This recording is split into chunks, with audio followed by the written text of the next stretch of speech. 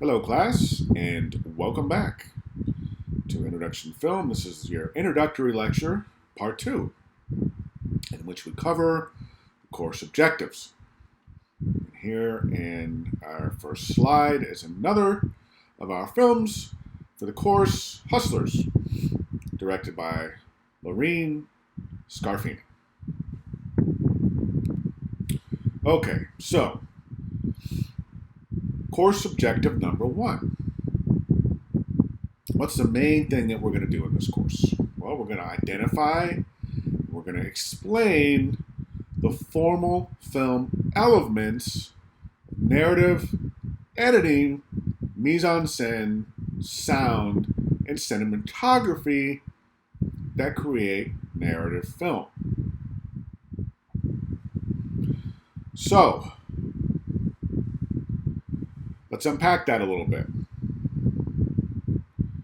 First of all, what is a formal film element? That sounds fancy. Not really.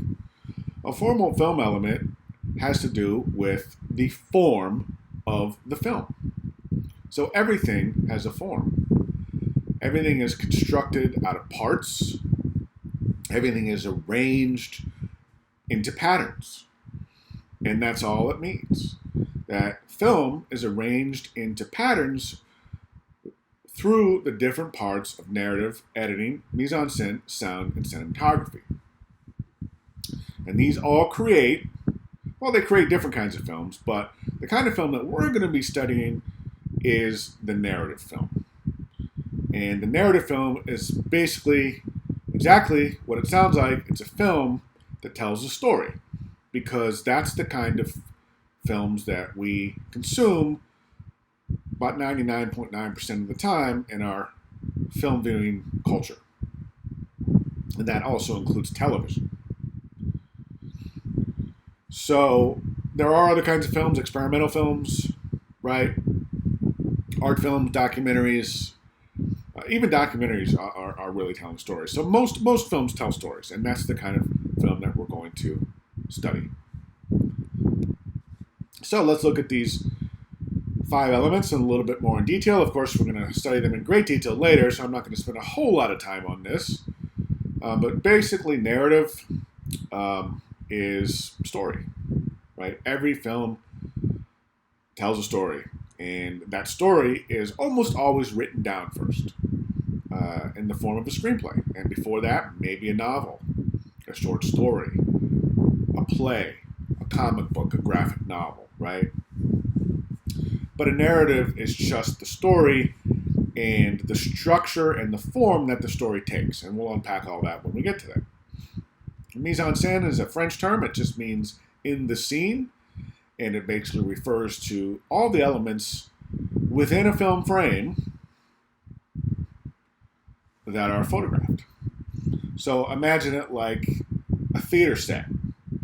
There would be props, there would be actors, there would be costumes, there would be makeup, there would be hairstyling, right? So all those things that create the drama physically on the stage is your mise-en-scène. Cinematography is motion picture photography, right? We know that films are photographed either with film, celluloid, or digitally, more and more. Right? We've probably almost all of us shot our own films. Anytime you've shot a film on your camera, right? You are now a cinematographer. You probably just didn't realize it.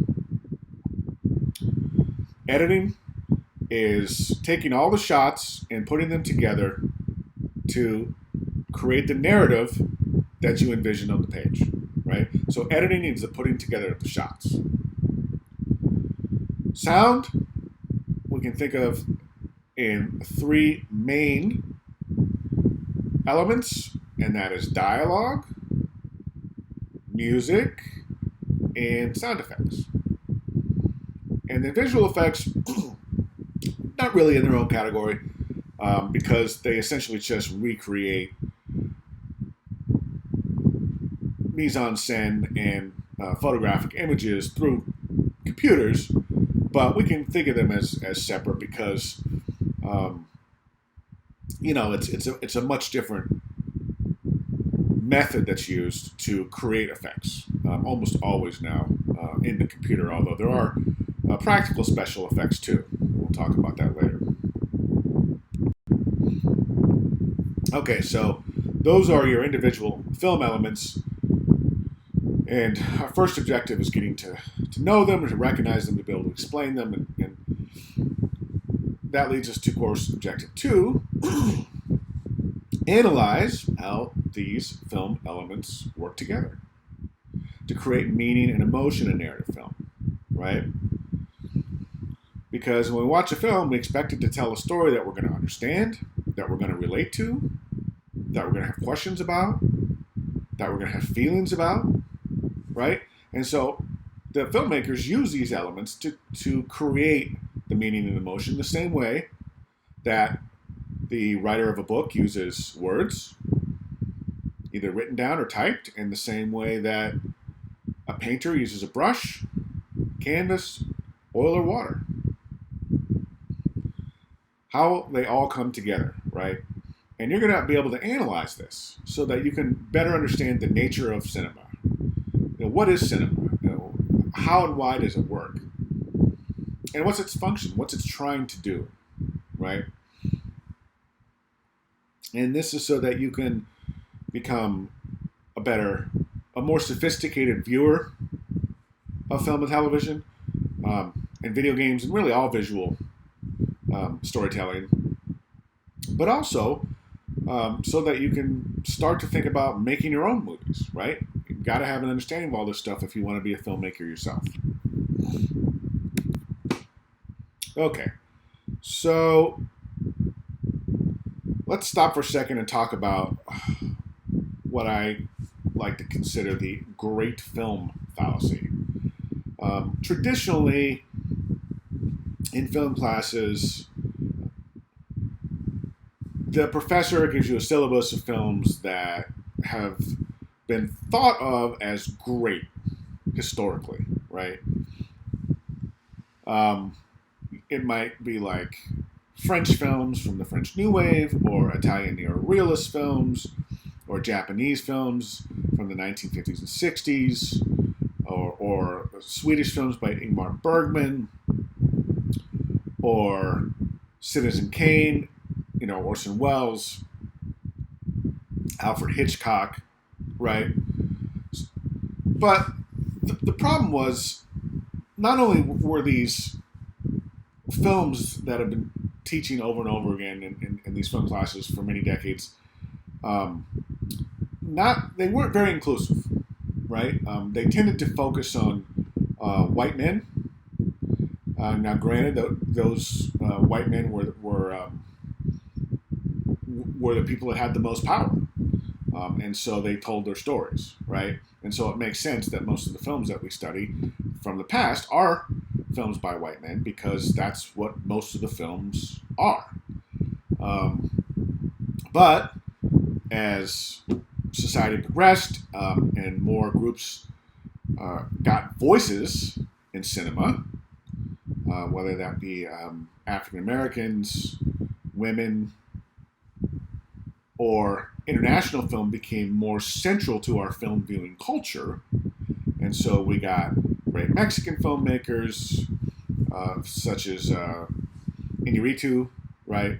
Alejandro Iñárritu, who made Birdman and The Revenant, or Alfonso Cuarón, or Guillermo del Toro, who made The Shape of Water and Pan's Labyrinth, right? So now all of a sudden we've opened up our idea of what's considered great to a lot more voices, and that's really important. I'm not saying at all that those older films by white straight male directors are bad, or that they should be not watched. Absolutely not. They've stood the test of time for a reason. But what I am saying is we need to make an effort to be more inclusive, especially since, and you'll know this if you just watch the news, especially since Hollywood is still not very inclusive. Certainly not as inclusive as it could be, right? Women and people of color still have, and non-straight people still have struggled to get power to tell their stories. So in this class, we're going to help them by showing more of their stories. And that leads me into another point about this great film fallacy. Not only did it privilege certain kinds of stories by certain kinds of filmmakers, but the idea of greatness in itself is purely subjective. It's purely opinion.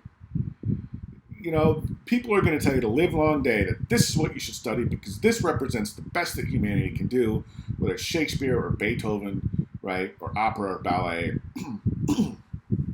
And that's fine for them, right? But the reality is that greatness always comes down to what you think greatness is. And it's very arrogant, not to mention irresponsible for me as a professor to say, you're going to watch this film because it's great. Because history says it's great. We're not going to do that. Now, the films I've chosen I do think are great, but more importantly, I think I've chosen them because they represent good examples of what we're studying for that lesson. So if we look at Hustlers, which maybe some of you were surprised because it's a movie about strippers to see included, I'm choosing that because it's an excellent. First of all, it's a very well told story, but it's also a really excellent example for sound, for music. It's got a very sophisticated soundtrack, and it's inclusive. Right? There are not a lot of films out there where an Asian American woman, a Latina, right, and African American women are leads. So, and certainly not in a film directed by a woman. So, we're just trying to be inclusive. And if you watch Hustlers, you'll see, if you haven't seen it yet, it's really a story about how women struggle to be empowered. And, as I was mentioning, cinematic diversity. We're trying to analyze films by a diverse array of filmmakers.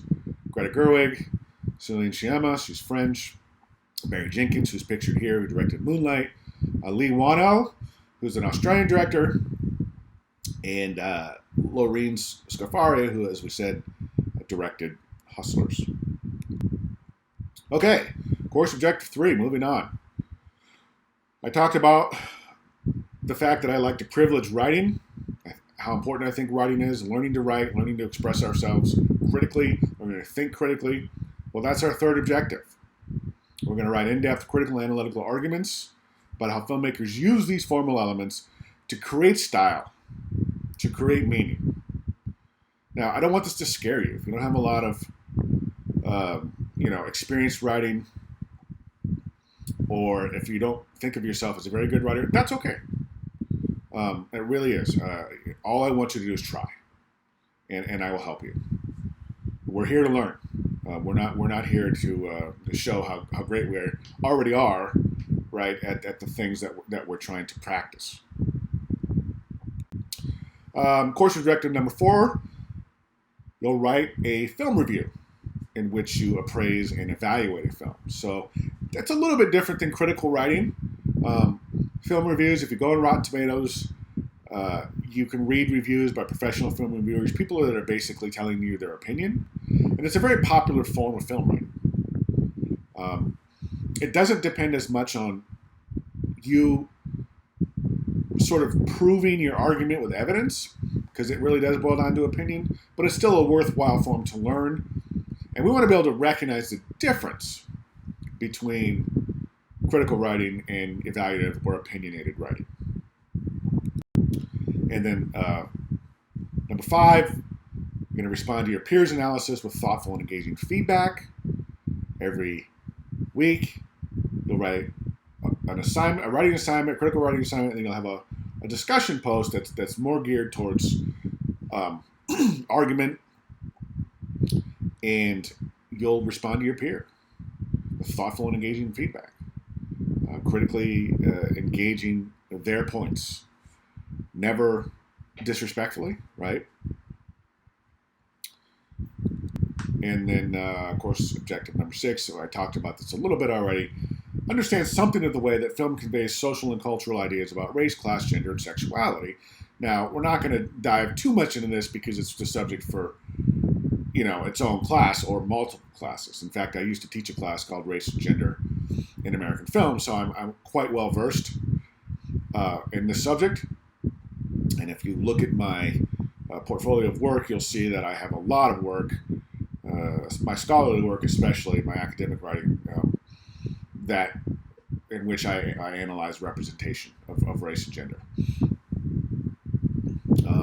I also co-edited a 3-volume encyclopedia called Race in American Film.